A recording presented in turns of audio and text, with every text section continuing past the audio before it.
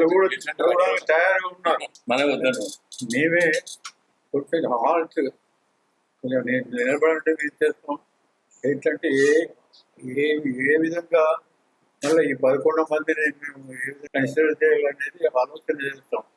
దానికి చంద్రబాబు ఒక సజెషన్ ఇస్తాడు మాకు. చంద్రబాబు ఒక్కొక్క మీటింగ్లు పెట్టి ఎమ్మెల్యేలకు తర్వాత కార్యకర్తలకు అందరికి కూడా మంచి సజెషన్స్ ఇస్తాడు.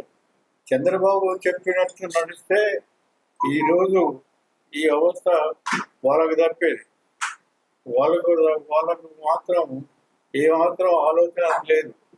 నేను చెప్పాను ఇంతకుముందే ఫస్టే, జగన్ బటన్ నొక్కుతాడు, బటన్ నొక్కి దాని ప్రకారం చేసుకుంటాడు. ఆయనకు ఆలోచన లేదు. వాళ్ళ చెల్లెలే చెప్పింది, దీనికి బుద్ధి లేదు, ఇంకా మెదడు లేదు, రాలేదు అనేది చెల్లెలే చెప్పింది. కాబట్టి చెల్లెలు చెప్పినది మనం ఒప్పుకోవాలా లేదా అనేది మనం ఆలోచన చేస్తాం.